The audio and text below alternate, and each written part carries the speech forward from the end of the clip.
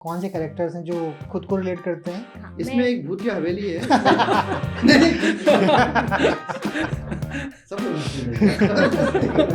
जब हमारा इतिहास इतना अमेजिंग है, हमारी हिस्ट्री इतनी ग्लोरियस है, ग्लोरियस के साथ साथ गोरी भी है, तो फिर हम गेम ऑफ थ्रोन्स की कसम क्यों खाते हैं? आप जब लिखते हैं अपनी सृजनशीलता के दम पर, आप सुनिश्चित करते हैं कि आपके किरदार की उम्र पाठक के जहन में कितनी लंबी होगी। मुझे समझ में नहीं आता लोग क्यों अपने प्यार को दूसरों की नज़रों में अच्छा दिखाना चाहते हैं, आइडल दिखाना चाहते हैं, साबित करना चाहते हैं कि अरे यार ये भी उसको पसंद करे, वो भी उसको पसंद करे। आपका प्यार सिर्फ आपका है, आपकी कहानी आपकी है, आपको अच्छी लगनी चाहिए और आप कन्विंस होने चाहिए उसके साथ में। दुनिया में कोई भी साथ ना दे। अगर आपको पाठकों से कुछ पूछना हो इस किताब के बारे में, जो पाठक पढ़ चुके हैं, क्या पूछेंगे?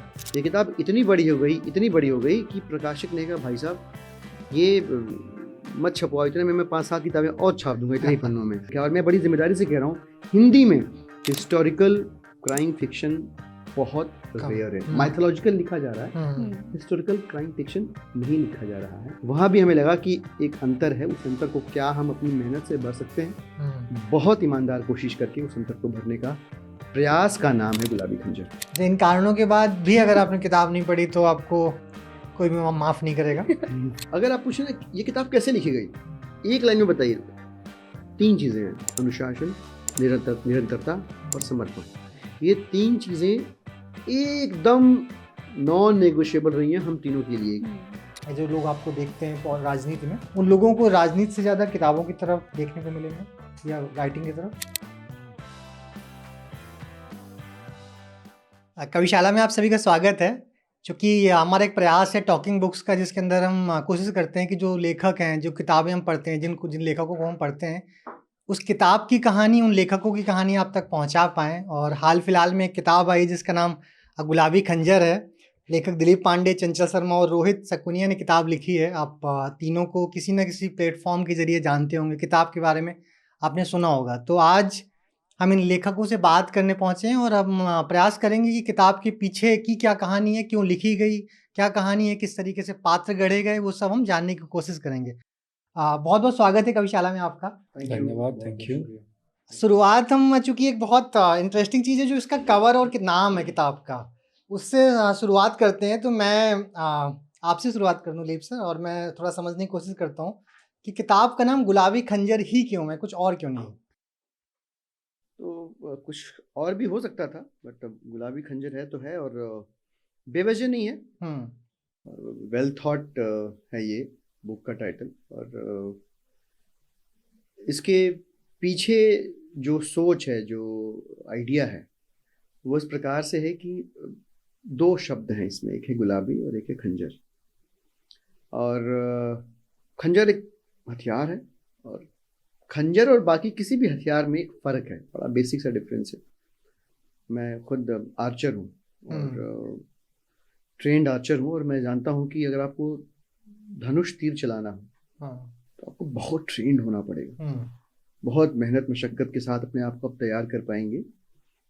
और जो बो एंड एरो है वो दूर से वार करने का हथियार है। ऑन द कॉन्ट्ररी, अगर हम खंजर की बात करें तो खंजर के लिए बहुत ज़्यादा ट्रेनिंग की ज़रूरत नहीं है आपको। It's like gun, you don't just need to know how to pull the trigger. Right. तो खंजर ऐसा हथियार है जिसमें बहुत ट्रेनिंग की ज़रूरत नहीं होती, प्लस सबसे खास बात ये कि बहुत करीब से इसका इस्तेमाल हो सकता है। तो खंजर वही चलाता है। Although it's a weapon, but ये बहुत कई बार कंटेक्चुअली बहुत रेलिवेंट होता है खंजर, और बहुत करीब वाला ही खंजर का इस्तेमाल कर सकता है। तो इसलिए तो खंजर है ये। एक बात तो ये है।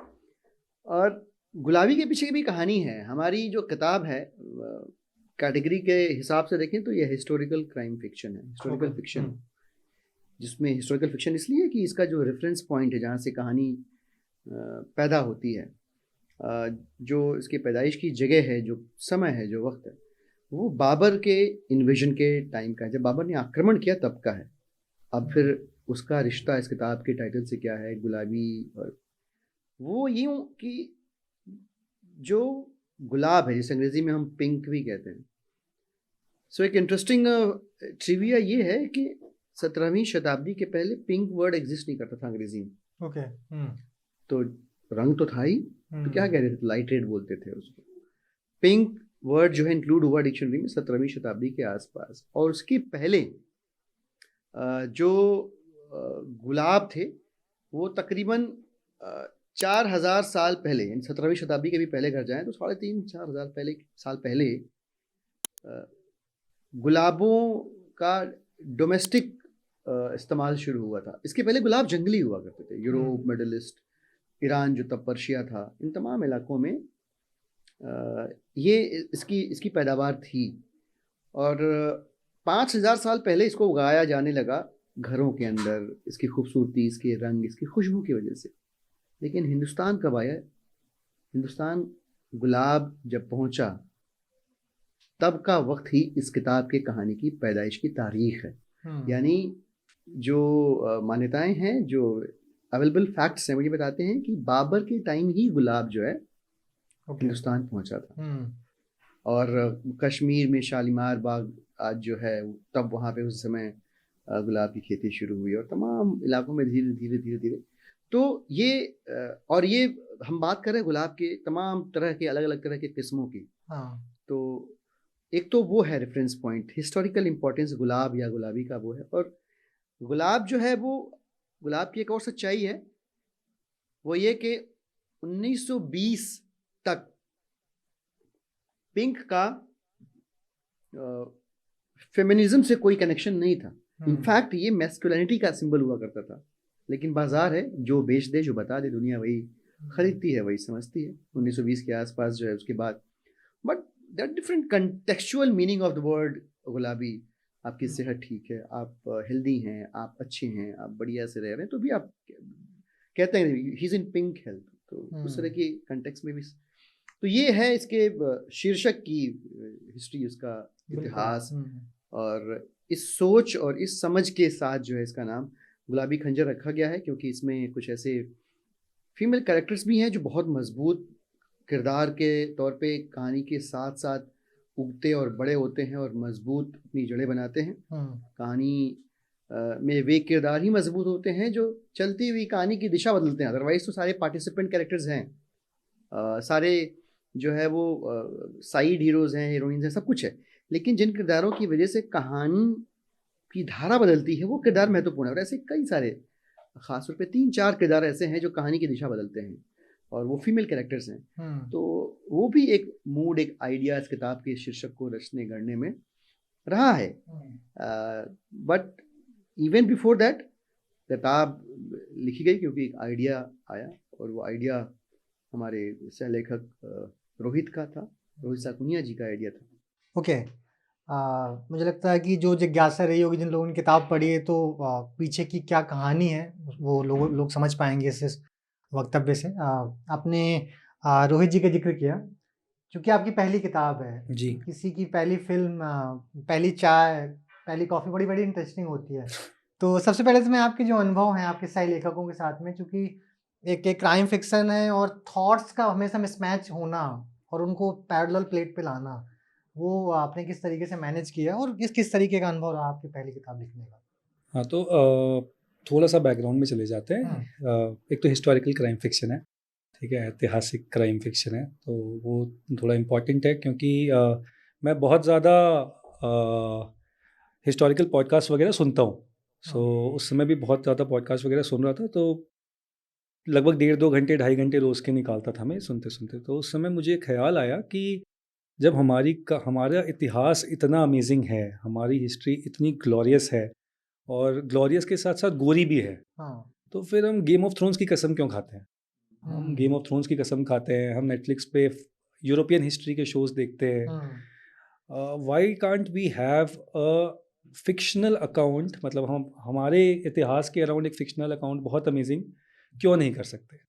यही सोच के मैं दिलीप भैया और चंचल शर्मा के पास पहुंचा था कि क्या आप लोग कोशिश करेंगे मेरे साथ एक किताब लिखने की। मुझे उम्मीद थी कि मैं रिजेक्ट हो जाऊंगा 15-20 मिनट में, और मुझे वापस भेज दिया जाएगा कि सुनो, किताब लिखना मजाक नहीं होता, तुमको समझ में नहीं आ रहा, तुम क्या बोल रहे हो, कुछ भी बोल रहे हो। बट बहुत जल्दी हम लोग तीनों, दे अग्रीड, वो बहुत जल्दी अग्री कर गए। और उसके बाद आपने दूसरा पूछा कि हाउ डिड यू आप लोगों ने मैनेज कैसे किया 3 लोगों ने एक साथ किताब लिखना? क्योंकि बेसिकली इम्पोर्टेंट मुझे लगता है लोगों के लिए समझना भी ज़रूरी है ये, कि जब 3 लोग होते हैं अलग-अलग तरीके के थॉट्स आते हैं और इतनी मोटी किताब, मतलब हज़ारों दिन की मेहनत, तो वो किस तरीके से सेम प्लेट पे कैसे आई, थॉट्स सेम प्लेट पे कैसे आए? किसी का कुछ और आइडिया रहा होगा, किसी जब हिस्ट्री के किसी सीन का ज़िक्र करते हैं, किसी का कुछ और आइडिया रहा होगा, वो सेम प्लेट पे किस तरीके से लेके आए आप? एकदम आप एकदम सही बोल रहे हो और एकदम हज़ारों दिन ही हैं, क्योंकि अगर आप 1.5 साल की किताब के लिखने का एक्सपीरियंस है, तो अगर आप 1.5 साल को जोड़ो तो 530 डेज़ होते हैं, हाँ, इंटू 3 अगर कर दो तो 1590 दिन होते हैं, तो लगभग 1500 दिन की मेहनत हाँ, है ये राइट। इस किताब को लिखने के पीछे, और बहुत बार डिफरेंस ऑफ ओपिनियन हुआ है। बट फॉर्चुनेटली टेबल पे जो 3 लोग हैं, वो मॉडल बहुत अमेजिंग था हाँ, कि डिफरेंस ऑफ ओपिनियन को किस तरह ढाला जाए इन अ कोलैबोरेटिव मैनर, उसको ध्यान में रखते हुए कभी कभी किसी किसी पॉइंट पे 3 सेशन भी लगे हैं। ऐसा हाँ, नहीं है कि उसी समय बैठे और उस समय वो पॉइंट क्लियर हो गया। 3 सेशन का मतलब है आप समझो हफ्ता लग गया, क्योंकि 3 सेशन के लिए तीनों आदमियों का टाइम निकालना, फिर एक जगह पे बैठना, और वो मतलब तो जैसे हिंदी फिल्मों में देखते हैं ना कि आइटम नंबर शूट करना है 7 दिन लगा, हाँ, तो वही एक ही पॉइंट था, 5 मिनट की उस किताब का हिस्सा था, उसमें पूरा हफ्ता लगा है। हुँ, तो ये ऐसा हुआ है, बट कोलैबोरेटिवली सॉल्व किया है उसको, और सीनियर राइटर्स हाँ, का आप समझो कि ज़्यादा क्रेडिट जाता है इसमें एक्सपीरियंस राइटर्स का। मैंने जहाँ गलतियाँ करी, मैंने ये ओपनिंग डे के दिन स्पीच पे भी बोला था कि मुझे खींचा गया और बहुत ही आराम से खींचा गया, क्रिएटिवली हाँ, कभी दबाया नहीं गया। लेकिन अगर मैं कोशिश कर रहा हूँ कि किसी राजा के 500 सिपाहियों को एक साथ मरवा दूँ, तो मुझे बोला गया कि नहीं नहीं ऐसा नहीं हो सकता है। हाँ। तो ये हाँ, प्रैक्टिकल ग्राउंड पे हाँ, क्रिएटिव पॉसिबल है। लिबर्टी भी, हाँ, हुँ, हुँ। सो दैट इज़ बिल्कुल, बिल्कुल। चंचल ये समझना चाहूँगा मैं, चूँकि किताब का जो टाइटल है वो किस तरीके से बना और किताब की शुरुआत कैसे हुई वो हमें समझ में आया। सर ने ज़िक्र किया कि जो लीड कैरेक्टर्स हैं वो हुँ। कहीं न कहीं फीमेल हैं उसमें, चाहे वो बेटी अब्सार हो इसमें, बेगम नफ़ीसा हैं, है ना? तो एक तो कैरेक्टर्स आपने किस तरीके से बिल्ड किए हो, चाहे वो लीडिंग कैरेक्टर्स हो, चाहे सब कैरेक्टर्स हों, किस तरीके से वो उन कैरेक्टर्स को, चूँकि मुझे लगता है कहीं न कहीं इसको फ़िक्शनल भी बोला जा सकता है और नॉन फ़िक्शनल भी बोला जा सकता है किताब को, अगर हिस्ट्री से कनेक्ट करते हैं तो, है ना? तो आप इस तरीके से अपने जो कैरेक्टर्स हैं वो किस तरीके से बिल्ड किया, वो पूरा-पूरा सेटअप किस तरीके से बिल्ड होता था? क्या कहानी बनती थी? पहले कैरेक्टर्स होते थे, फिर कहानी बनती थी, पहले कहानी बनती थी, फिर कैरेक्टर्स बिल्ड होते थे, किस तरीके से होता था? तो पहले तो ओवरऑल जो कहानी है वही सोची गई थी और उसी को हमने लिखा था। तो हम तीनों ने अलग-अलग कहानी हम लिख के लेकर आए थे। थ्योरी लिखी थी हमने पूरी, हाँ, समरी कैसे लिखेंगे पूरी बुक की। तो दिलीप ने अलग लिखी थी, रोहित ने अलग, मैंने अलग। ओके, और हाँ, उसके बाद में हर चैप्टर की हमने एक-एक समरी लिखी थी और हाँ, जो कैरेक्टर्स थे उस समरी के हिसाब से हमने तय किए थे। अब और ये हमने सोचा था कि इसको कबीले की कहानी ही रखेंगे, क्योंकि बड़े-बड़े राजाओं की कहानियाँ तो पहले भी और किताबों में पढ़ी है सबने, हाँ, हिस्ट्री में पढ़ी है। लेकिन फ़िक्शन में आप तभी अच्छा लिख पाते हो जब आप कहीं कोई छोटा कबीला लेते हो, क्योंकि सबसे हुँ, ज़्यादा जो पॉलिटिक्स भी होगी, सोसाइटी का जो सही मिरर होगा वो वही कबीला होगा, छोटी जगह होगी। जिस तरह से जो गाँव की लाइफ़ होती है वो ज़्यादा सीरियस होती है और हुँ, ज़्यादा कुछ कहानियाँ गाँव की ज़िंदगी में मिलती है बजाय शहरों की में, क्योंकि शहरों की ज़िंदगी वही 9 टू 5 में जाके सिमट जाती है, लेकिन गाँव में ज़्यादा हमें स्टोरीज़, ज़्यादा कहानियाँ मिलती है। इसलिए हमने कबीले की कहानियाँ सोचा था और ये सोचा था कि जो कबीले अच्छा, तो शहरों में ऐसा होता है कि बहुत मेल डोमिनेटिंग सोसाइटी है, लेकिन गाँव में ऐसा नहीं होता। और जो छोटी जगह, जैसे अगर आप हिमाचल या उत्तराखंड साइड का देखोगे, तो वहाँ पे जो महिला है, घर की महिलाएँ हैं, वो ज़्यादा डिसीजन मेकिंग में पार्ट करती हैं। और मेरी अपनी फैमिली में जो मेरी दादी थी, वही सारा कुछ घर का देखा करती थी, सारे डिसीजन वही लिया करती थी और हाँ, बाकी सब मेल मेंबर्स उसको फॉलो करते थे। और ऐसा नहीं है कि मजबूर, बहुत ज़्यादा डरते थे। और मेरे घर को अभी भी मेरी दादी के नाम से ही जाना जाता है ओके, वहाँ पर। हुँ, तो मुझे पता है कि महिलाएँ कितनी स्ट्रॉन्ग कैरेक्टर्स होती हैं घरों में, भले हम उनको ऐसा नैरो डाउन करते रहते हैं कि अरे आदमी घर चला रहा है, पर ऐसा नहीं होता रियल लाइफ में भी। तो हमें ये तय था कि हम कहानियों को औरतों के कंधों पे ही आगे लेकर जाएँगे। और एक और चीज़ ये है कि मैं, दिलीप और रोहित, हम तीनों ही बहुत ज़्यादा, ऐसा नहीं है कि हम सिर्फ महिलावादी या हम पुरुषवादी या इस सोच के साथ में रहते हैं, नहीं। हमें लगता है कि किसी भी समाज के लिए दोनों जो वर्ग हैं और दोनों जो हाँ, जेंडर्स हैं बहुत ज़्यादा ज़रूरी है। तो जो इस कहानी में रूपाली का कैरेक्टर है, जो मीनाक्षी का कैरेक्टर है, एक्चुअली आपने नाम नफीसा और अफशार का लिया लेकिन जो लीड कैरेक्टर्स हैं मेल, वो ये सारे हैं। हाँ, ओके, मीनाक्षी ओके, है, हाँ, रूपाली है इसमें, मिथिला है, चांदबानो है। और तो ये सारे कैरेक्टर्स में बहुत स्ट्रॉन्ग रखे नफीसा हैं। का भी किरदार। हाँ, मैं कह रही हूँ कि आपने सिर्फ 2 नाम लिए, लेकिन जो 4 कैरेक्टर हाँ, जो हैं, यंग कैरेक्टर्स जो लव एंगल रहे हैं इस कहानी में, वो इनके साथ में आगे आते हैं। और कहानी में बहुत ज़्यादा स्ट्रॉन्ग कैरेक्टर प्ले करती है रूपाली और मीनाक्षी, और चांद बानो का जो कैरेक्टर है पूरी कहानी को एक टर्न देता है, इसमें मोड़ देता है। तो आप हमें उनको बहुत छोटे छोटे प्रॉप्स की तरह यूज़ नहीं करना था कि बस आए गाना गा दिया, आए और हीरो को खुश कर दिया, आए और उसको कुछ दुखी करके चले गए। नहीं, कहानियाँ उनके थ्रू आगे बढ़ी है, उनके थ्रू कहानी को हम आगे लेकर गए हैं इसमें। और ये हमने नोइंगली किया था, हमने मेक श्योर किया था कि जब औरतें इस कैरेक्टर को, इस किताब को पढ़ें, या फिर ऐसे पुरुष भी पढ़े जो बहुत ज़्यादा सशक्त महिलावादी उसकी सोच के होते हैं, तो किताब उनको कहीं से भी बायस न लगे, ऐसा न लगे कि इसमें 2 मेल राइटर थे और 1 फीमेल राइटर थी। तो मैंने अपना थोड़ा स्ट्रॉन्ग रखा था इसमें। कुछ बोलना चाहते हैं? हाँ। ये एक जिक्र मुझे लगा कि करना ज़रूरी है। और चांद बानो एक किरदार है, और हाँ। समझिए इस बात को हम सब समझते हैं, जानते हैं, और ख़ास तौर से बॉलीवुड ने बड़ी जिम्मेदारी से इस बात को हमको समझाया है, सब देखने पढ़ने लिखने, वो भी एक किस्म का क्रिएटिव काम है। किरदार कितने देर तक पर्दे में रहता है इससे तय नहीं होता कि उस किरदार का असर क्या है। और यह बात इस किताब में चांद बानो के किरदार से, कैरेक्टर से साबित होती है। चांद बानो एक ऐसा किरदार है जो किताब, ये ट्रिलॉजी है, we forgot to mention it, ये ट्रिलॉजी किताब है। हम 3 लेखक हैं और 3 वॉल्यूम्स और पहली किताब है। और मैं आपको जिम्मेदारी के साथ कहता हूँ कि वैसे तो चांद बानो का किरदार इस किताब की शुरुआत में अपने अंजाम तक पहुँचता है, लेकिन उसका असर तीसरी किताब के आखिरी पन्ने तक रहेगा। ये है वो कैरेक्टर। तो आप जब लिखते हैं अपनी सृजनशीलता के दम पर, आप सुनिश्चित करते हैं कि आपके किरदार की उम्र पाठक के जहन में कितनी लंबी होगी, किताब में कितनी लंबी होगी, डजंट मैटर, एकदम इममटेरियल। राइट। और चांद बानो, चूंकि चंचल जब बोल रही थी तो उस कैरेक्टर का जिक्र हुआ, तो मुझे लगा कि ये बताना बहुत ज़रूरी है कि उस कैरेक्टर का असर जो है, उसका जो इन्फ्लुएंस है, वो आखिरी किताब के आखिरी पन्ने तक। जैसे जवान मूवी में दीपिका को नहीं भूलते हैं ना, 8-9 मिनट के रोल के बाद, इसमें चांद बानो को नहीं। ऐसे बहुत सारी फिल्में हैं, बहुत सारी। आप देखिए रन में पंकज त्रिपाठी जी आए और अमर हो गए, नवाजुद्दीन सिद्दीकी आए, अमर हुआ, छोड़े। उस किरदार का असर जो है वो जहन में जिंदा रहता है, पर्दे पे, पन्नों पे नहीं होगा, लेकिन वो अपनी छाप छोड़ेगा और जिंदा रहेगा। तो ऐसे कई सारे कैरेक्टर्स हैं इसमें, if I am not absolutely. आपको एक कॉमिकल स्निपेट भी देता हूँ मैं अभी यहाँ पे।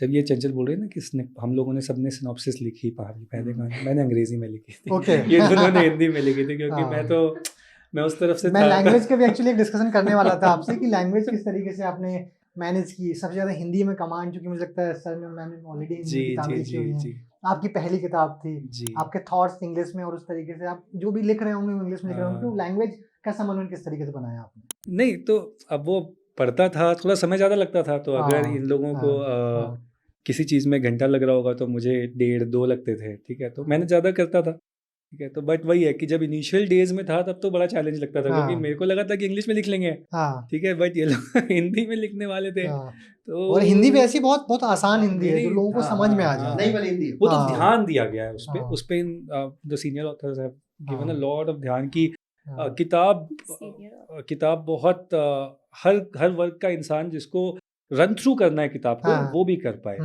ये कि फंस ना जाए कोई किताब पढ़ते। इतनी बार सीनियर बोल दिया कि मैं पेंशन अप्लाई करूंगा। मैं वही कह रही थी, सीनियर ऑथर्स।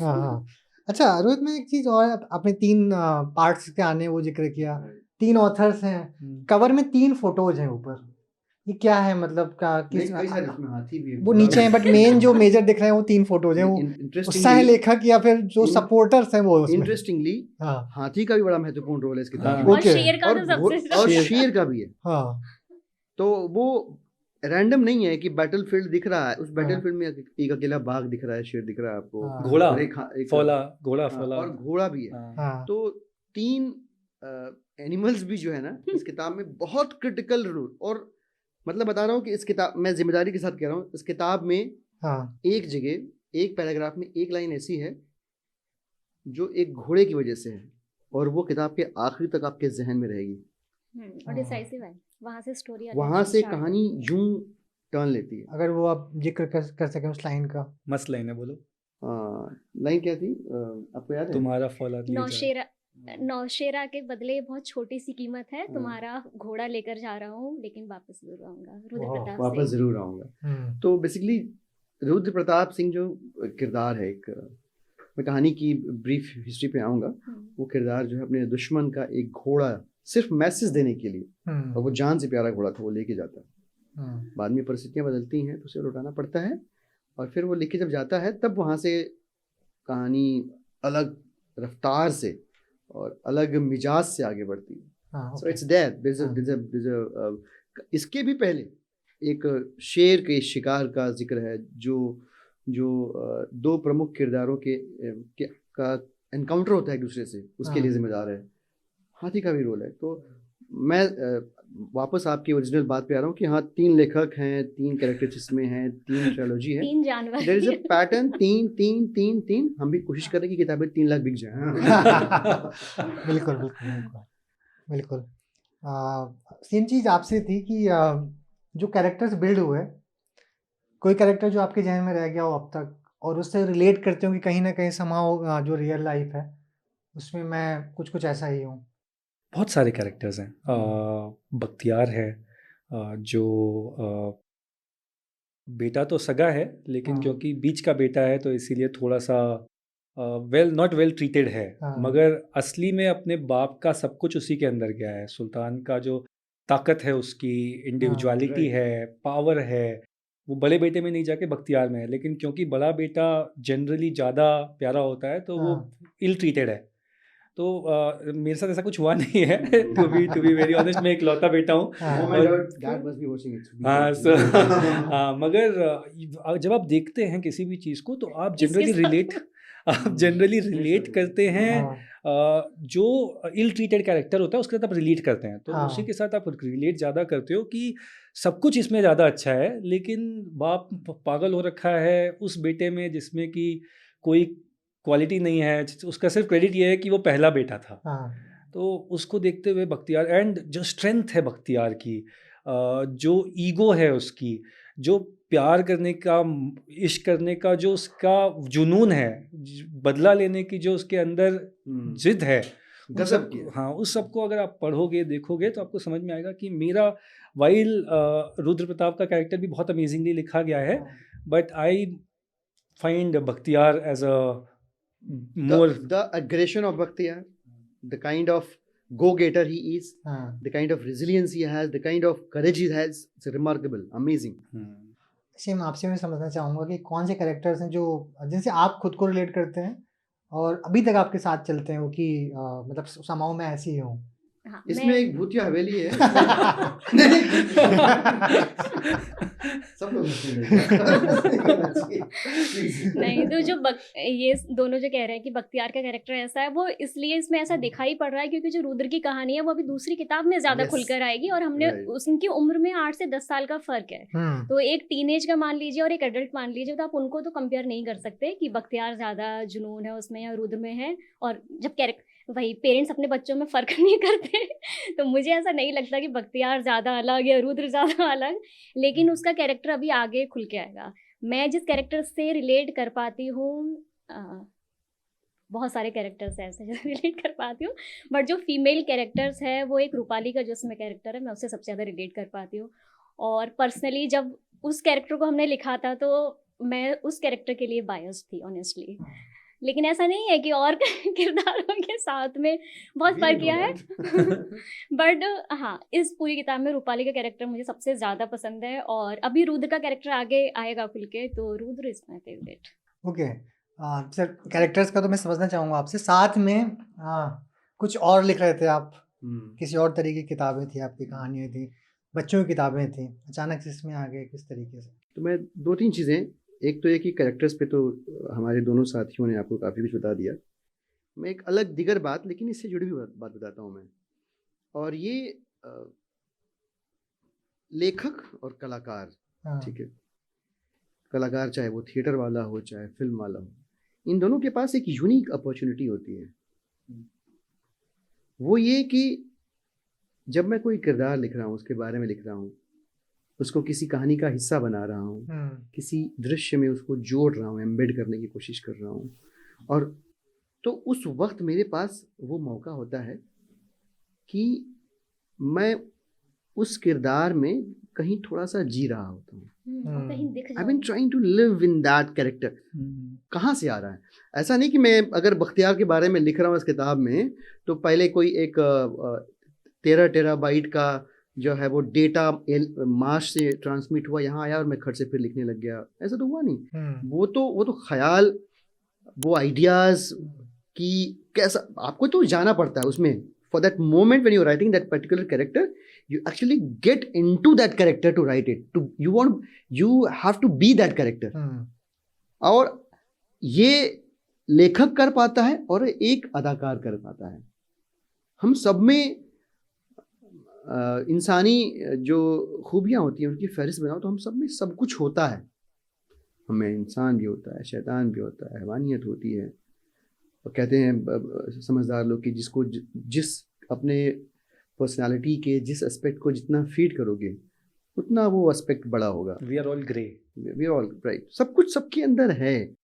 हमारे अंदर गुस्सा है, हमारे अंदर स्नेह है, हमारे अंदर विरक्ति का भी भाव होता है। पेट भरा हो तो खाना अच्छा नहीं लगता ना। आपका फेवरेट फूड है तो वो भाव कहाँ से? सब कुछ अंदर है। But everyone doesn't get to live all of that aspects of their personalities while be the author and the ones who act they get to live that whenever there is a जब भी वो scene चल रहा है उसमें वो जीने का मौका उसको मिलता है। तो हम तीनों के लिए बड़ा मुश्किल है किसी एक किरदार पे अपने आप को नैरो डाउन कर पाना, क्योंकि सभी किरदारों में हम थोड़ा करके जिए हैं। हम सब में थोड़ा रहे हैं, तभी उन किरदारों को हम लिख पाए हैं। ये एक बात थी कैरेक्टर्स की जब हम बात कर रहे थे। तो इसके अलावा इस तरह की किताब कैसे, तो हम भी तलाश में हैं। हम दो लेखक, हम दोनों की 5वीं किताब है और रोहित के साथ रोहित जी की ये पहली किताब है। पर हम भी तलाश में हैं क्या कि एक ऐसी किताब, ये योगा इंस्ट्रक्टर हैं लेकिन इनको ऑथर के तौर पे एस्टेब्लिश करे। मेरा बैकग्राउंड एक सोशल पॉलिटिकल एक्टिविस्ट का है, मुझे भी ऑथर के तौर पे एस्टेब्लिश करे। और ये एंटरप्रेन्योर हैं, इनको भी एक ऑथर के तौर पे एस्टेब्लिश करे। ये तलाश है। इस तलाश में हमने पहले एक उपन्यास लिखा, पेंगुइन से प्रकाशित हुआ। फिर राजकमल से हमारी 3 किताबें आई, जिसमें एक उपन्यास, इसके बाद एक शॉर्ट स्टोरी, और उसके बाद जो आखिर किताब थी हमारी जो लिखी हम, टपकी और बूंदी के लड्डू, वो एक बच्चों की कहानियों की किताब थी। तो हमने जॉनर्स में भी एक्सपेरिमेंट्स किए हैं। कभी हम नॉर्मल विमेन इशूज़ बेस्ड एक किताब लिखी थी, खुलती ग्रह। तो कभी हमने छोटे छोटे अनुभवों को छोटी छोटी कहानियों में दर्ज करके कॉल सेंटर का हिस्सा बना दिया। तो कभी हमको लगा कि हिंदी में बच्चों के लिए कम लिखा गया है तो हम उस पर लिखने बैठ गए। बट हर जगह हमने देखा जब कि यहाँ कोई गैप है उसको भरते हैं तो लिखा है। कहानी आके सामने बैठ गई और कहीं मुझे लिखो, तब लिखा है। उस गैप को भरने के भाव से लिखा है। और मैं बड़ी जिम्मेदारी से कह रहा हूँ, हिंदी में हिस्टोरिकल क्राइम फिक्शन बहुत रेयर है। माइथोलॉजिकल लिखा जा रहा है, हिस्टोरिकल क्राइम फिक्शन नहीं लिखा जा रहा है। वहाँ भी हमें लगा कि एक अंतर है। उस अंतर को क्या हम अपनी मेहनत से भर सकते हैं? बहुत ईमानदार कोशिश करके उस अंतर को भरने का प्रयास का नाम है गुलाबी खंजर। बिल्कुल। एक इम्पॉर्टेंट चीज़ और बोलना चाहूँगा मैं कि जब आप इसको पढ़ेंगे, आई डोंट नो आप कहाँ तक पहुँचे हैं या आपने शुरू भी करी है नहीं करी है, आपको लेयरिंग दिखेगी। जैसे किसी भी एक बड़े, जैसे महाभारत में आपको लेयरिंग दिखती है, राइट? एक किरदार रस्सी पकड़ के कोई कहीं और पहुंच जाता है, कहीं और पहुंच जाता है।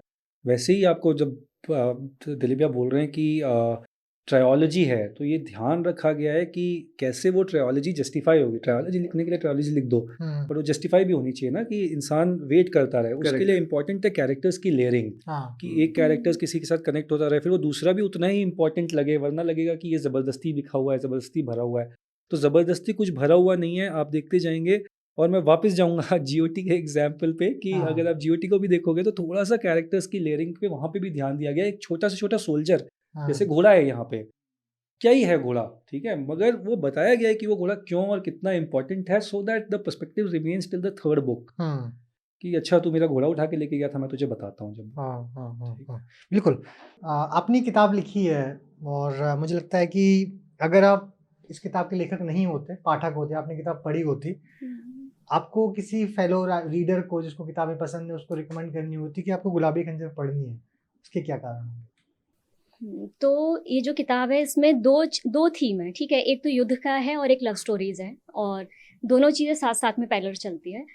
और तो अगर मैं किसी को बताती तो ये कि जब आप सत्ता पाना चाहते हो, जैसे इसमें बख्तियार और रुद्र दोनों क्राउन की ही फाइट है, दोनों की अपनी अपनी जगह पर। रुद्र को एक्चुअली फाइट अपने वहाँ पे नहीं करनी पड़ रही अंदर अपने घर में, लेकिन बाहर भी अगर वो लड़ेगा तो अपने राज्य को बढ़ाने के लिए लड़ रहा है। बख्तियार को वो फाइट पहले घर के अंदर भी करनी पड़ रही है, फिर बाहर भी।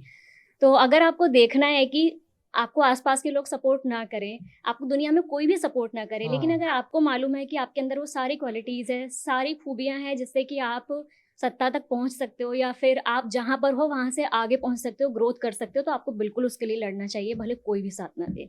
दूसरी चीज़ है लव स्टोरी का।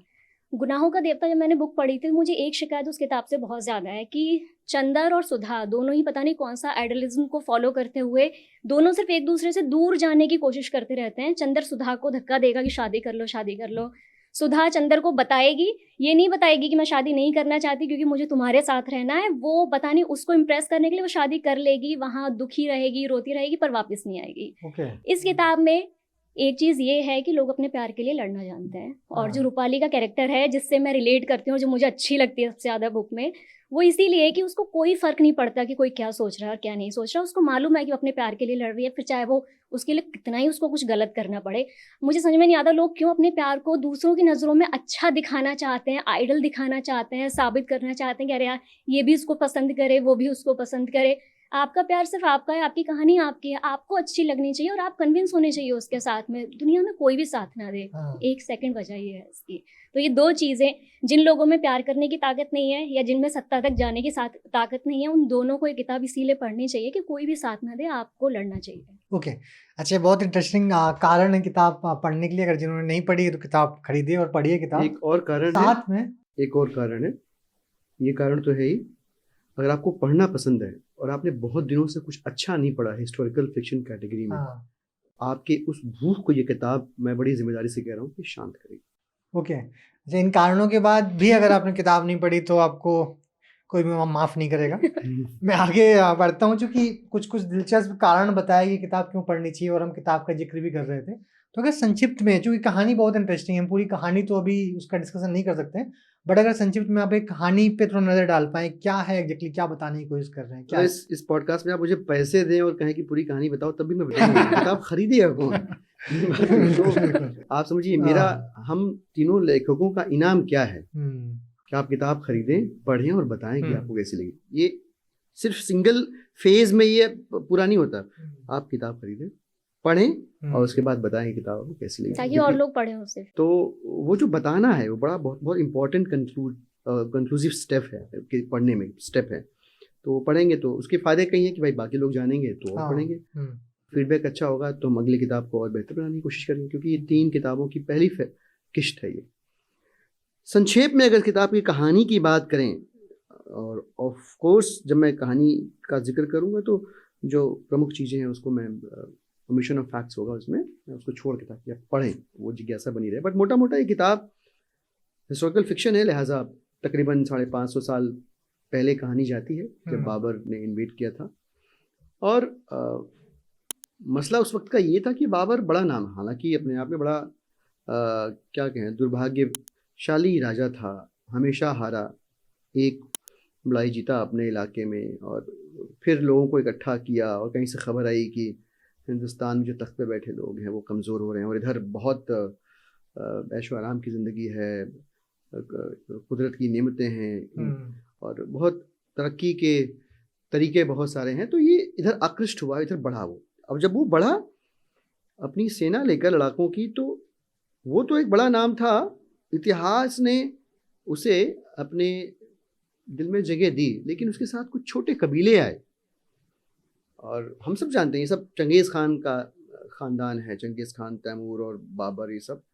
तो एक कबीला था गुरकान, और गुरकान थोड़ा बहुत ढूंढेंगे पढ़ेंगे तो पता चलेगा, गुरकान आई थिंक पारसी का लफ्ज़ है, और उस भाषा में शायद जो लड़के वाले होते हैं पक्ष के, वर और वधू के दृष्टिकोण से, उस तरफ वालों को गुरकान या कुछ ऐसा कहा जाता है।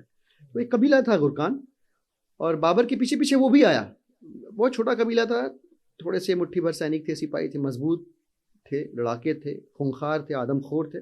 उन्होंने एक जगह पे हमला किया, और ये मैं कहानी की पैदाइश की बात कर रहा हूँ मैं।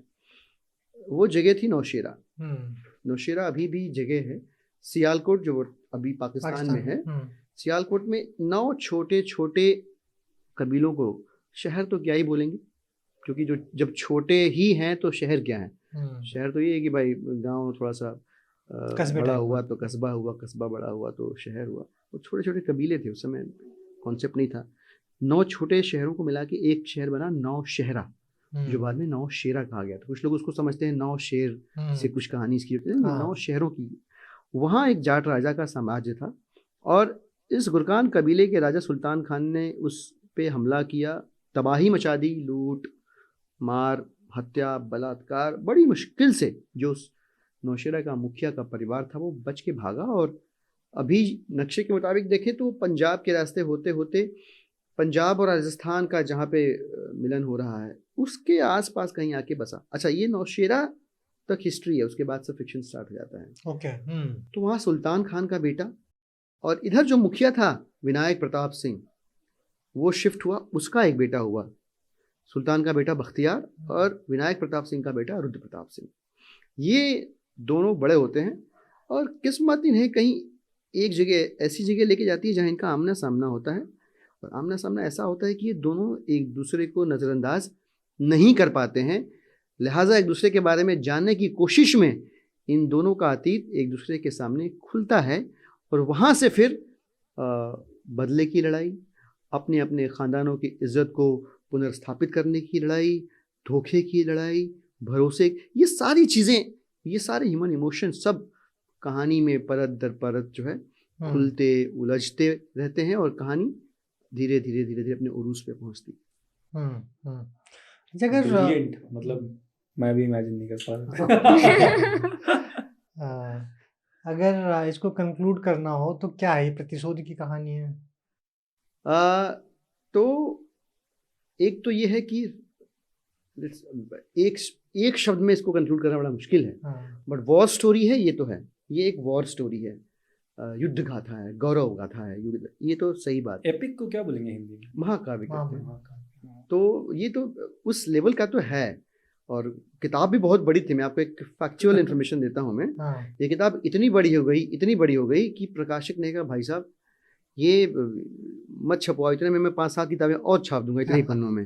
तो किताब को इसके क्रसेंडो पे ले जाने के बाद जब हम 4वीं-5वीं बार इसको रीड कर रहे थे, तब ये फीडबैक आया एडिटर ऑफ द पब्लिशर साहब के पास से, और उन्होंने कहा इस किताब को छोटा करिए, बहुत मोटी किताब हो रही है। 2.25 लाख। तो इस किताब में से तकरीबन 50,000 वर्ड्स हमने फिर निकाले, शिफ्ट किए हैं, और वो हमारे लिए एक नई चुनौती थी। फिर पब्लिशिंग का डेट भी पुश होना पड़ा, कारण आप जैसे ही कट करते हैं 50,000, अब उस कहानी को कंक्लूड करना पड़ेगा ना, खुला घाव नहीं छोड़ सकते। कहीं अगर धागा खुला हुआ है, आपने ऐसे छोड़ दिया तो कहानी उधड़ जाएगी, रेजा रेजा हो जाएगी। तो उसको सलीके से वहाँ पे हमको उसको कंक्लूड करना था, वो एक बड़ी मशक्कत थी, पर वो भी हुआ कहानी। लेकिन जैसा कि मैंने कहा कि ख़त्म नहीं होती, तो ये मेरे लिए कहना इस समय मुनासिब भी नहीं है और मुमकिन भी नहीं है कि मैं बताऊं कि कुल मिलाकर ये किताब क्या है। कुल मिलाकर ये किताब क्या है ये तब बताऊंगा जब तीसरी किताब आ जाएगी। बिल्कुल। शैलेश होता है यहाँ पे, Shailesh should have been here, तो वो बताते शायद, मगर वो बता नहीं पाते हैं क्योंकि वो थोड़े से रिजर्व हो जाते हैं इन मामलों में। वरना वो बताते कि जब उन्होंने 1,80,000 वर्ड्स देखे थे क्योंकि भाई क्या छापने को दे दिया लिटरली, मतलब इतनी मोटी किताब, और प्लस उनका तजुर्बा है, और बहुत अच्छे प्रकाशक मिले हमें शैलेश जी के तौर पे, हिंदी में से किताब छपी है। उन्होंने बोला कि दिलीप जी इतनी मोटी किताब और आप कह रहे हैं कि 2 और आनी है, तो आप समझिए कि हिंदी पाठक वर्ग की मनोस्थिति को भी समझना ज़रूरी है। अब मैं ये नहीं कह रहा कि आपने किताब को तोड़ मरोड़ के बाजार के हिसाब से करिए, आप लिखिए अपने हिसाब से, ये आज़ादी हमारे पास है। हमें किसी ने नहीं कहा कि जो अमूमन हो रहा है कि मार्केट में ये चल रहा है ऐसा लिखो, नहीं, हमने तो किताब लिखी अपने मिजाज, अपनी रफ्तार, अपने अंदाज से लिखी किताब। तो पर उन्होंने बताया कि इस किताब को थोड़ा सा जिम भेजिए, ब्रेन जिम भेजिए, इसको थोड़ा सा पतला करिए आप, और फिर इसको लेके आइए मार्केट में तो अच्छा रहेगा। तो जो है सो है अब आपके सामने। अच्छा रोहित, मैं आपसे थोड़ा समझना चाहूँगा कि आप पाठकों का किस तरीके से रवैया है, क्या क्या बोल रहे हैं पाठक किस तरीके से, क्योंकि आपकी पहली किताब है तो जो प्रतिक्रिया आती है पाठकों की, सर को और मैम को पहले प्रतिक्रिया मिली होंगी और फीडबैक्स मिले होंगे, रिव्यू बट पढ़े इट्स होंगे। Always like first time, trust me. हाँ। मतलब मैं हम दोनों की तरफ से कह रहा हूँ मैं हाँ कि आज भी ये 5वीं किताब है, आज भी इस किताब की हर अच्छी बुरी प्रतिक्रियाओं का हम पे उतना ही असर होता है जितना पहले किताब के समय होता बुरी का तो हाँ। बहुत ज्यादा होता है अभी भी। क्योंकि अब लोग पाठकों का जिक्र भी कभी बातचीत में नहीं आता है, वो रिव्यू लिख के चले गए, हाँ कहीं सोशल मीडिया में पढ़ लिया, उनका जिक्र नहीं होता। तो मैं थोड़ा आपसे समझना चाहूंगा कि एक तो आपने अभी तक के पाठकों को किस तरीके से लिया, कोई फीडबैक्स जो जिनका आप जिक्र करना चाहें। नहीं तो थोड़ा सा मैं क्रिएटिव बिजनेस से ही हूँ, तो मेरी एडवर्टाइजिंग एजेंसी है, तो हम शूट्स बहुत करते हैं, हाँ। बड़ी फिल्में बहुत बनाते हैं, बड़ी एडवर्टाइजिंग बहुत बनाते हैं। है। यहाँ एडवर्टाइजिंग नहीं करना अपनी कंपनी। हाँ नहीं किताब करना, मुझे पता है। हाँ, तो जब हम किसी भी शूट पे होते हैं, कोई भी बड़ी फिल्म बना रहे होते हैं, तो हाँ। उतनी ही दिल की धड़कनें बढ़ी हुई होती है, और जब तक वो रिलीज नहीं हो जाती, हाँ। रिलीज होने के बाद उसका वेट कि That's true. कैसे हाँ। मतलब वो फिल्म अवार्ड्स में जाएगा नहीं जाएगा। और यहाँ पे भी मैं अभी जब लंच कर रहे थे तो आपने देखा होगा कि मैं कैसे लोग स्क्रीनशॉट ले रहे हैं बुक के एक्सर्प्ट्स का, और वो इंस्टाग्राम पे या Highlight यूट्यूब पे कर डाल देते रहे हैं हैं। हाईलाइट करके। तो मेरे लिए बड़ा एक्साइटिंग है, क्योंकि मेरे लिए किताब में वापस भी जा रहा हूँ, और मेरे को लग रहा है कि हाँ, लोग बहुत ध्यान से पढ़ रहे हैं। क्योंकि मेरे को मैं बहुत किताबें पहले पढ़ता था, मैं 4-5 सालों से मैंने ज़्यादा किताबें नहीं पढ़ी, और मैं ज़्यादा ऑटोबायोग्राफी के साइड पे रहता हूँ। फिक्शन से मैं थोड़ा सा दूर रहता हूँ, क्योंकि फिक्शन हम टीवी में इतना देख लेते हैं, नेटफ्लिक्स पे इतना देख लेते हैं कि उसके बाद फिर कहानी, अगर बड़ी भी महाकाव्य जैसा आप लोग बता रहे थे, महाकाव्य की बात करें तो मैं ज़्यादा नॉन फिक्शन जॉनर को देखता हूँ, पसंद करता हूँ। तो पीपल आर सो एनग्रॉस्ड कि अगर कोई हाईलाइट ही करके दिखा रहा है कि अच्छा ये वाला पार्ट अमेजिंग है या वो वाला पार्ट, और वो एक था। बट मैं पिछले 10 दिन से, किताब को रिलीज 4 तारीख को था, आज 17 तारीख है, मैं 6-7 तारीख से देख रहा हूँ, ये बहुत आ रहा है इंस्टाग्राम पे, स्टोरीज पे अचानक से टैग कर दिया जाता है, और आपको दिखता है कि कोई लिख रहा है कि बड़े बेटे के तरफ ज़्यादा ध्यान रहेगा, क्योंकि तो वो बख्तियार वाली जो कहानी बता रहा था, तो somebody has actually picked it up किताब में से, और क्योंकि बड़ा बेटा शायद दिखता आपकी तरह है, तो किताब में कहीं लिखा हुआ है, उसको किसी ने हाईलाइट किया हुआ है, टैग कर रखा है। तो फ्रॉम द रीडर्स पर्सपेक्टिव बड़ा मज़ा आ रहा है इस समय, because people are actually getting into the skin of things, अंदर घुस रहे हैं, उधेड़ रहे हैं। भगवान की दया से अभी तक कोई बहुत नेगेटिव, अर्ली डेज भी हैं ये, तो जैसे जैसे लोग पढ़ेंगे, क्योंकि मोटी किताब है, 350 पेजेस की किताब है, आई एम अज्यूमिंग 350 पेजेस की लेकिन किताब टचवुड अभी तक हमने नेगेटिव फीडबैक नहीं अभी तक नहीं आया है, एंड आई वुड वेट मुझे फॉर लगता है इट। कि हम लोग कम से कम 50-55 रिव्यूज तो देख सुन चुके हैं, आराम से देख चुके हैं, बट मेरे को लगता है कि होएगा, वो भी वहाँ पे भी पहुँचेंगे, कुछ लोग तो उधेड़ेंगे, तो which is good. बिल्कुल learning in a positive sense, अच्छा, चूंकि लेखकों को जिक्र हमेशा होता है, किताब का एक महत्वपूर्ण पहलू पाठक भी होता है। अगर आपको पाठकों से कुछ पूछना हो इस किताब के बारे में, जो पाठक पढ़ चुके हैं, क्या पूछेंगे आप? इस किताब के आखिर में जब आप पहुंच जाएं, तो आप हमें ये ज़रूर बताएं कि अगली किताब में, इसका जो अगला वॉल्यूम होगा, उसमें इनमें से जो भी किरदार अगली किताब तक पहुंच रहे हैं अपनी यात्रा पूरी करके, किसमें क्या बदलाव देखना चाहेंगे आप? आपके हिसाब से किसी एक किरदार के साथ हम इस वॉल्यूम में अगर न्याय नहीं कर पाए और उसके किरदार को और वज़न देने की ज़रूरत है, वो हमें बताइए। आपके हिसाब से कोई एक कहानी का ज़रूरी पहलू, ज़रूरी हिस्सा, या कोई इम्पॉर्टेंट थ्रेड हमें लगा कि वो उतना महत्वपूर्ण नहीं है और हम उसे छोड़े जा रहे हैं, लगभग छोड़े से जा रहे हैं, उससे दूर हट रहे हैं, और आप चाहते हो कि नहीं, उस कहानी के थ्रेड को, उस पर्टिकुलर थ्रेड को आप रिवाइव कराइए, तो ये हमें बताइए, दूसरी बात। और तीसरी बात हमें ये बताइए कि और क्या करें कि ये किताब आपके दिल के और पास पहुँचेगी। ये 3 चीज़ें जो है फीडबैक के तौर पे मैं लेना चाहूँगा। आखिरी चीज़ जो हम तीनों की ख्वाहिश है, वो मैं इन तीनों की तरफ से ही बोलता हूँ। हमारा बड़ा मन है और हम चाहते हैं कि ये किताब सिर्फ पढ़ी न जाए, देखी जाए। तो कुछ ऐसा हो कि लोग ये किताब देखें और उनको भी मज़ा आए, जो पढ़ चुके हैं और जो नहीं पढ़ रहे हों, वो देख के तो मज़ा लेंगे इस किताब। ओके, अच्छा मैम, मैं आपसे थोड़ा, क्योंकि किताब मोटी है, 3 वॉल्यूम में और मोटी हो जाएगी, तो लिखने की प्रक्रिया में आपने बताया कैरेक्टर, पहले कहानी आई, फिर कैरेक्टर्स बिल्ड हुए, उसके बाद क्या डिवाइड किया आपने कहानी की, आप ये पार्ट लिखो, आप ये पार्ट लिखो, आप ये पार्ट लिखो, वो किस तरीके से बिल्डअप हुआ? तो ऐसे तीनों एक ही कहानी को अलग अलग लिखें, वो ह्यूमनली पॉसिबल नहीं है। मतलब आप उसको मिलाओगे कैसे, या फिर ऐसे कर दें कि आप ये वाला पन्ना आप लिखो, ये मैं, तो ऐसे भी कैसे होगा? स्टोरी तो लिखते टाइम सोची जाती है ना कि इस लाइन को हम कैसे 100 लाइन में बदल दें, और एक लाइन पे हम कैसे 10 पेज लिख दें।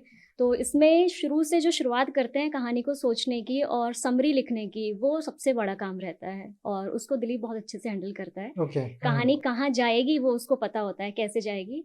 तो उस टाइम पे हम मज़े कर रहे होते हैं और डीके पूरा डिसाइड, और सच में 2 से 3 घंटे वो बिना बात किए उसको समरी को, हर चैप्टर की समरी को वहाँ पर लिखता, कंक्लूड करता है। हाँ। उसके बाद में अब आपने 10 लाइन तो लिख दी, लेकिन अब आप उस पर 10 से 15 हज़ार शब्द कैसे लिखोगे? हाँ। तो ये बहुत सारा, इसमें बहुत सारी बातचीत करनी होती है। तो ये जब करने का आता है तो उसमें रोहित की एंट्री अच्छी होती है।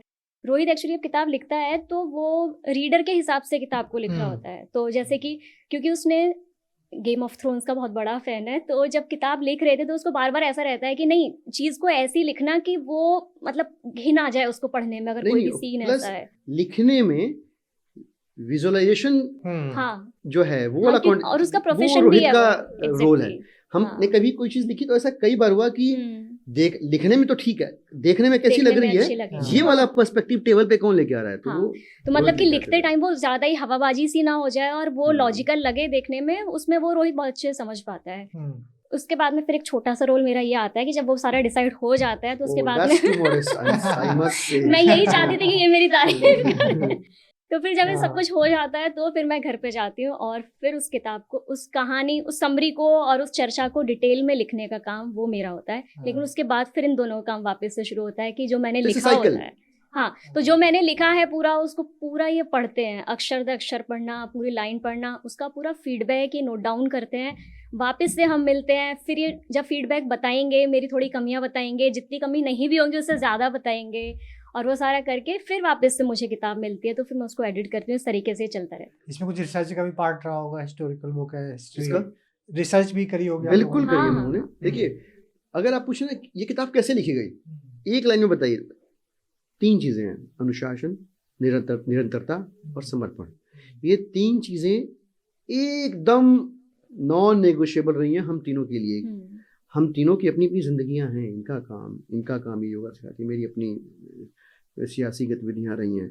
बट अगर तय है कि नहीं हफ्ते में एक बार इसमें मिलना है, तो चाहे आंधी आए चाहे बरसात हो, और ये लगातार तकरीबन 2 साल तक हम करते रहे। तो डिसिप्लिन, कंटिन्यूटी और डेडिकेशन, ये 3 चीज़ें ऐसी हैं जिन्होंने इंश्योर किया कि ये किताब दरअसल एक किताब के तौर पे टेंजिबल बुक फॉर्म में हमारे हाथ में आए, पढ़ने वालों एक बार के तो हाथ में ऐसा आए। हुआ था कि दोपहर में मीटिंग थी और रोहित कहीं बाहर था, वो फ्लाइट से आया और हमारी मीटिंग कैंसिल हो गई और हाँ। अगले दिन हुई थी वो। हाँ। तो इतना डिसिप्लिन था मीटिंग्स के लिए। ओके। अच्छा, आपने रोहित का जिक्र किया, इन्होंने थोड़ा विजुअल्स के माध्यम, ये विजुअल्स या विजुअली कैरेक्टर्स को वो राइट। हाँ। सोच पाते हैं। तो आपसे मैं पहले समझना चाहता हूँ कि क्या कुछ विजुअल्स के फॉर्म में, अभी तो ठीक है बहुत जल्दबाजी होगी उस प्रश्न को भी पूछने का, कि विजुअल्स के फॉर्म में कुछ प्लान कर रहे हैं, कुछ आगे लोगों को देखने को मिलेगा इस तरीके से? बहुत सारी प्लान चल रहे हैं उसके ऊपर, कॉन्वर्सेशंस ऑलरेडी ऑन है विद मल्टीपल प्रोडक्शन हाउसेस, और बहुत पॉजिटिव इंटरेस्ट है। अभी मैं नाम नहीं दूंगा क्योंकि मेरे हाथ में चिट्ठी नहीं आई है, बिल्कुल। और जिंक्स भी नहीं करते हाँ। क्योंकि चिट्ठी नहीं आने से पहले मैं बोल दूं कि नहीं हो गया है। तो हाँ। जब चिट्ठी आएगी तो हम उसको सार्वजनिक भी करेंगे, will make it public as well. हाँ। वी आर वेरी कॉन्फिडेंट कि दूसरी किताब से पहले हमारे पास रिटन कंफर्मेशन हो of this going on the big screen. हाँ, ओके ओके। अभी तो अच्छा 3 किताबें लिख चुकी हैं या फिर अभी प्रोसेस आगे बढ़ेगा? तो किताब 1 लिखी जा चुकी है, दूसरी लिखी जा रही है, और तीसरी किताब हाँ। कहाँ से शुरू होगी, किन गलियारों से गुजरेगी और कहाँ पहुँचेगी, वो भी तयशुदा है।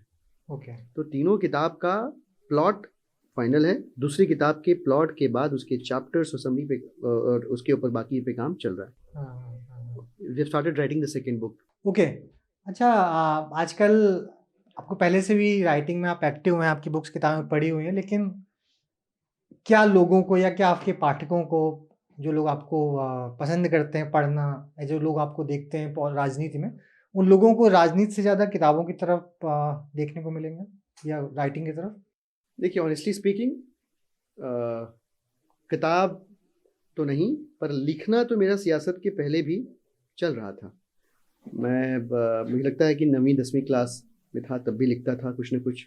और अभी जो हमारी 5 किताबें हैं उनमें पहली किताब ही हमारी तब की है जब ये पार्टी नहीं बनी थी, which is a printed proof कि जब सियासत नहीं थी मेरी ज़िंदगी में तब भी कलम तो थी। और मुझे लगता है कि जिस किस्म की राजनीति में मैं हूँ, वैसी राजनीति में मैं राजनीति क्या कहूँ, सेवा ज़्यादा करता हूँ मैं। और एक सेवा करने वाले आदमी के लिए थोड़ी सी सृजनशीलता, थोड़ी सी रचना धर्मिता उसे थोड़ा सा नरम और मुलायम बनाकर रखती है। और अगर आप नरम हैं, मुलायम हैं, तो अपेक्षित ये होता है कि आप संवेदनशील हैं। और आप संवेदनशील हैं अगर सामाजिक मूल्यों और सामाजिक संरचनाओं को लेकर, तो अपेक्षित ये भी होता है कि आपसे गलतियां कम होंगी और आप ठीक चीज़ें ज़्यादा करोगे। तो मुझे तो लगता है कि रचना धर्मिता जो है मेरी राजनीति या समाज सेवा के लिए बड़ी प्रासंगिक चीज़ है। और मुझे ये हमेशा इंश्योर करती है कि मैं सही रास्ते पे चलता रहूं। परंपरागत राजनीति का नेता बनने की बजाय मेरे अंदर की इंसानियत, मेरे अंदर की आदमियत को ये बचा कर रखने में मेरे लिए सहायक है।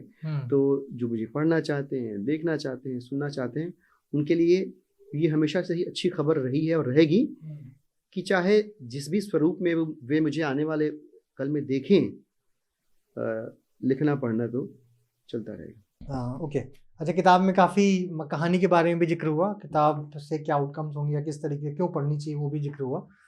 अगर किताब के आउटकम्स की बात करें कि कहानी जिस तरीके से बनी है, किताब जिस तरीके से बनी है, सर ने जिक्र किया कि 3 स्तंभ आपने फॉलो किए उसके लिए, लेखकों को क्या, वो पाठकों को क्या मिलेगा इस किताब से, क्या आउटकम्स होंगे इसके? ये मैंने थोड़ा सा अपने किताब के लॉन्च के दिन भी बोला था कि बहुत सारी दोस्ती देखने को मिलेगी किताब के अंदर, बहुत जिगरी दोस्ती देखने को मिलेगी। उसी दोस्ती को आप टूटते हुए देखोगे तो धोखा दिखेगा, लव स्टोरी दिखेगी, चीटिंग दिखेगा, ऐसी लव स्टोरी दिखेगी जिसको शायद आप चाह के भी जज नहीं कर पाओगे। ठीक है, क्योंकि आपको लगेगा कि ये करेक्ट है, ठीक है, ये जो हो रहा है ये सही है, ये ऐसे ही होना चाहिए इरेस्पेक्टिव ऑफ द सिचुएशन। ठीक है, सो एंड जो चंचल ने थोड़ी देर पहले कहा था कि बहुत सारा धोखा करने लग जाओगे आप धोखेबाज हो जाओगे। तो क्योंकि कई धोखे हैं, मगर किताब शायद आपके साथ रह जाएगी। किताब आप जब थोड़े से डाउन रहोगे तो कुछ मोमेंट्स हैं बख्तियार के और रुद्र प्रताप सिंह के क्योंकि आप पढ़ चुके होंगे उसको, तो वो आपको उस मोमेंट में हेल्प करेगी कि यार वो वहाँ से वापस आया था। ट्रू, ठीक है, तो वो वहाँ से वापस आया था, तो फिर शायद मेरे लिए भी ये डाउन इन द डंप नहीं है, I can come back from there. So there are moments like that as well. So ये सारी चीज़ें मेरे को लगता है कि रीडर अगर ध्यान से पढ़ेगा तो ये सारी चीज़ें उसको मिल सकती हैं किताब के अंदर से। करेक्ट। अच्छा, एक चीज़ और है कि मतलब जितना मैं पढ़ा है किताब के बारे में, उसमें बहुत सारे अनछुए पल होते हैं, अनछुई कहानियाँ होती हैं जो हमेशा इतिहास में भी नहीं आ पाती। बड़ी बड़ी कहानियाँ तो हमेशा आ जाती हैं, लेकिन छोटी छोटी कहानियाँ का जिक्र कभी होता ही नहीं है। तो क्या कुछ ऐसा किया गया है? कुछ छोटे छोटे कैरेक्टर्स का नहीं होता है, फेलियर्स का बहुत कम जिक्र होता है। तो क्या उस तरीके की हिस्ट्री से पॉइंट्स पिक किए गए हैं इस कहानी को बनाने के लिए, इस किताब को बनाने के लिए? राइट। तो जब इसको लिख रहे थे हमने इस बात का ख्याल रखा कि 550 साल पहले दो अलग अलग सभ्यताओं का जो अंतर है वो ब्लर ना हो लाइन, तो वो डिस्टिंक्शन दिखता रहे कि अगर ईरान की तरफ से कुछ इन्वेडर्स आए हैं, वो आक्रमण कर रहे हैं, एक जगह पे कब्जा कर रहे हैं, वहाँ रह रहे हैं, तो उनकी संस्कृति, उनका तौर तरीका जीने का, खाने का, पीने का, रहने का तौर तरीका, और वह राजा जो विस्थापित हुआ नौशेरा से और राजस्थान के आसपास आके रहने लगा, उनकी परंपराएं, दोनों परंपराओं का डिस्टिंक्शन आपको मिलता रहे। और इसके लिए हमने कोशिश ये करी है कि उस समय के जो प्रतीक हैं वो दोनों तरह के समाजों में अलग अलग दिखते रहें। जैसे ये चलन इस तरफ नहीं था, पर उधर था कि कुछ ऐसे वाइल्ड एनिमल्स को भी लोग खाते थे, you won't believe, but at times लोगों ने शेर भी मार के खाए हैं। अब नहीं खाते, पर उस समय खाए हैं, लोगों ने शेर मार के खाए हैं। और आप अगर तर्जुके बाबरी पढ़ेंगे आप, तो उसमें आपको ऐसे रेफरेंसेस मिलेंगे शिकार के कि लगेगा कि नहीं यार, ये ह्यूमनली पॉसिबल नहीं है आज के ज़माने में कर पाना। तो we have picked up some reference point, ताकि उन रेफरेंस पॉइंट के ज़रिए पाठक आज के दौर में रह के वहाँ तक अपने आप को ट्रांसपोर्ट कर सके, समझ रहे हैं आप। अदरवाइज अब तो घड़ी से समय दिख जाता है, लेकिन उस समय घड़ी नहीं थी, तो सनडायल या पहर को कैसे पढ़ते थे लोग, ये समझ में आना ज़रूरी है। तो उस तरह की सांस्कृतिक भिन्नताओं को उनके कंटेक्स्ट में बहुत राइटफुली प्लेस किया गया है छोटे छोटे सिंबल्स के तौर पे, सो दैट आप जो है ना वो टाइम ट्रेवल कर पाओ अभी के दौर में पढ़ते हुए भी इस किताब को, तो उसका ध्यान रखा गया। कहीं कुछ गलतियां हो सकती हैं, नॉट सेइंग दैट, जहाँ गलतियां हो माफ़ी आप पॉइंट आउट करें, हम आगे उसको दुरुस्त कर लेंगे। बिल्कुल। आखिरी में कोई भी स्निपेट या फिर कोई भी पार्ट किताब का जो आपको सबसे ज़्यादा पसंद हो, अगर आप मतलब उसको रीड आउट करना चाहें, साथ में पाठकों के लिए क्या कहना चाहेंगे आप? कई सारे पार्ट हैं, and since we have not taken out any excerpt from the book, we are not prepared for this. मुझे लगता है कि 3-4 ऐसे रेफरेंसेस हैं, अगर चंचल को मैं हैंड ओवर करूँ ये वाला पोर्शन, तो जो बहादुरी देखनी है वो स्ट्रॉन्ग सीन्स लिखे हैं वो भूतिया महल के वक्त का, या फिर चांद बानो के समय का जो जिक्र है वो, ये कुछ रेफरेंसेस हैं, if you want to add to it. तो किताब के जो 5 से 6 जो मेन पॉइंट है, जो जब आप किताब पढ़ेंगे तो वो चीज़ें हैं जो याद रहेंगी, और आप किसी को बताएंगे कि ये वाली किताब पढ़ेंगे तो उसमें क्या अच्छा लगा।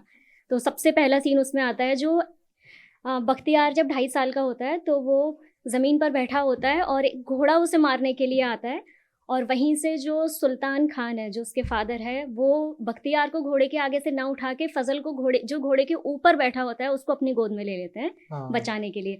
वहाँ से बख्तियार को भी और बख्तियार की माँ नफीसा को भी और रीडर्स को भी ये मैसेज मिलता है कि सुल्तान खान अपने बच्चों में आगे फ़र्क करने वाला है, क्योंकि वो 2.5 साल के बच्चे को जब घोड़े के आगे बैठा छोड़ देगा और बड़े बेटे को घोड़े के ऊपर से उठाएगा जो कि सेफ था। तो वहाँ से ये क्लियर होता है कि कहानी आगे कहाँ जाएगी। दूसरा एक जो एनकाउंटर होता है रुद्र प्रताप सिंह और बख्तियार खान का, जंगल में जब शिकार पे जाते हैं और एक शेर बीच से आता है, वो जो एनकाउंटर है सबसे स्ट्रॉन्ग सीन है किताब का। और मुझे लगता है कि उसको पढ़ने के बाद वो एक सीन फीडबैक में भी, रिव्यूज़ में भी जो हमने सुना है, तो वो हमें सुनने को मिला कि बहुत अच्छा लगा वो। और एक जो है वो थोड़ा हार्ट ब्रेकिंग है, चांद बानो वाला सीन है, वो मैं पूरा नहीं बताना चाहूँगी क्योंकि वरना फिर किताब में पढ़ने को बचेगा क्या। पर वो सीन हमने बहुत एकदम दिल से लिखा है, किताब पूरी दिल से लिखी है, लेकिन कोई सीन होता है जिसमें आप अपनी ज़्यादा जान झोंक देते हो एकदम, उसमें दिल जान सब झोंक के हमने चांद बानो वाला सीन लिखा है। और एक है जो भूतिया हवेली में रुद्र जब जाता है वहाँ से रुद्र, वैसे रुद्र कितना बहादुर है वो उसको शिकार वाले सीन से ही समझ में आ जाता है रीडर्स को, लेकिन जो भूतिया हवेली वाला सीन है वो एक बहुत स्ट्रॉन्ग सीन है वहाँ से, जहाँ से रुद्र की ब्रेवरी साबित होती है। और बाकी एक रूपाली और रुद्र का एनकाउंटर है वो भी बहुत अच्छा है, जहाँ से रूपाली पहली बार रुद्र को मिलती है। मेरी ये फेवरेट लाइन है, मैं बोल देता हूँ यार, मैं मन में नहीं रखना चाहता। ठीक है, तुम्हारा घोड़ा साथ ले जा रहा हूँ, नौशेरा के बदले ये बहुत छोटी कीमत है, जल्द मुलाकात होगी। और उसके बाद रुद्र विनायक प्रताप सिंह वो अपना सिग्नेचर छोड़ता है नीचे। यहाँ से वो पहली बार शायद किताब के सबसे बड़े कैरेक्टर को उस समय के चैलेंज करता है बख्तियार को। तो मैं खोज रहा था वो काम। और एक फजल वाला सीन अच्छा है, लेकिन वो अभी हम इतना ज्यादा डिस्क्लोज कर देंगे पूरी कहानी। बिल्कुल पढ़े लोग। हाँ, लेकिन वही अभी क्योंकि बहुत अर्ली स्टेज है, अभी 12-13 दिन किताब लॉन्च हुई, अभी तो पहुंची भी बहुत कम, अभी कल परसों तो पहुंची भी है बहुत सारे लोगों के पास, तो लेट देम रीड। बैंगलोर तो अभी पहुंच रही है। और मैं खत्म करने से पहले कहना चाहूँगा, जितने भी इस पॉडकास्ट को, इस बातचीत को देखने वाले लोग हैं, अगर आपने खरीद ली है तो पढ़िए और पढ़ के बताइए कैसी लगी। नहीं खरीदी है तो खरीद लीजिए और पढ़ के बताइए कैसी लगी। और पढ़ लिया और पढ़ कर बता दिया तो अब वक्त है कि आप अपने आसपास के दोस्तों को, रिश्तेदारों को, जानने चाहने वालों को, मानने वालों को कहिए कि वो खरीदें, पढ़ें और पढ़ के बताएं कैसी लगी। और रिव्यूज़ लिखिए। बिल्कुल। अच्छा, मैं आखिरी में मेरा थोड़ा मुझे एक प्रश्न दिमाग में आया मेरे, कि आपने एक लंबी कहानी लिखी, थॉट्स में खोए, रिसर्च की, जो इमोशनल फेजेस होते हैं लाइफ के, कुछ इमोशनल फेजेस जितनी भी स्टेप्स होते हैं, मान लीजिए आपकी राजनीति आपके बहुत समीप रहती है ना, प्यार होती है, दोस्ती होती है, किसी की परिभाषा में कुछ चेंजेस दिखे आपको इस किताब के रिसर्च करने के बाद में, इतना अंदर जाने के बाद किताब में? नहीं, इनफैक्ट मैं कहूँ ये प्रोसेस उल्टा है। कि जो भी मेरा जीवन 43-44 साल का हुआ है, उस जीवन के अनुभवों से मैं बना हूँ। मेरा तजुर्बा, मेरे experiences, what I am today is all because of what I have been in past, whatever I have gone through in past. और उसके रिफ्लेक्शंस आपको इसमें मिलेंगे। ऐसा नहीं कि इसके रिफ्लेक्शन से मेरे अंदर कुछ बदला है, तो उल्टा है। यहाँ जो है वो इधर आया है। हम्म, और परिभाषाएं अभी भी देखिए क्या होता है, आप देखिए छोटे छोटे बच्चों को देखिए आप, हाँ, तुम्हारे कितने दोस्त हैं? 12 दोस्त हैं मेरे। 5वीं क्लास के बच्चों से पूछोगे तो बिल्कुल। आप कहेंगे 12 दोस्त हैं। जब वो 10वीं में जाए या 12वीं में पूछिए कितने दोस्त हैं, बोलेगा 4-5 अच्छे दोस्त। अब वो जब वो ग्रेजुएशन तक आएगा ना, तो वो 12-14 दोस्तों का ग्रुप जो है 2 या 3 दोस्तों में हाँ, सिमट के रह जाता है। क्या हुआ उसके इस बाद बीच? फॉलोअर्स पूछते हैं तुम्हारे कितने फॉलोअर्स हैं। वो तो जंगल। तो ये जो हाँ, 12 से 5, 5 से 3 और 5 से 2 हुए, हाँ, इसमें क्या हुआ? इसमें हुआ ये कि दुनिया की और रिश्तों की समझ उसकी पहले से ज़्यादा और मैच्योर होती गई। वो समझने लगा चीज़ों को। भीड़ दोस्त नहीं है, वो एक आदमी जिसके सामने जो वो है वो रह सकता है, वही दोस्त है। तो ये समझ बनी, और हम तीनों की ऐसी बहुत सारी रिश्तों को लेकर जो समझ है, दुनिया को लेकर जो समझ है, उनके छोटे छोटे रिफ्लेक्शन जो है इस किताब में कहीं ना कहीं कोने दर कोने, किरदार दर किरदार आपको बिखरे हुए दिखेंगे, मिलेंगे पढ़ने को। बिल्कुल।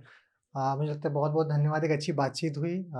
और जिन लोगों ने किताब नहीं पढ़ी बिल्कुल खरीदें और पढ़ें, और फीडबैक जिस भी प्लेटफॉर्म से ले रहे हैं वहाँ पे फीडबैक दें, रिव्यू लिखें, और आसपास श्योर, के लोगों से बोलें कि वो किताब पढ़ें। Thank you so much. Perfect, thank you so thank you, much. Thank you. Thank you so much.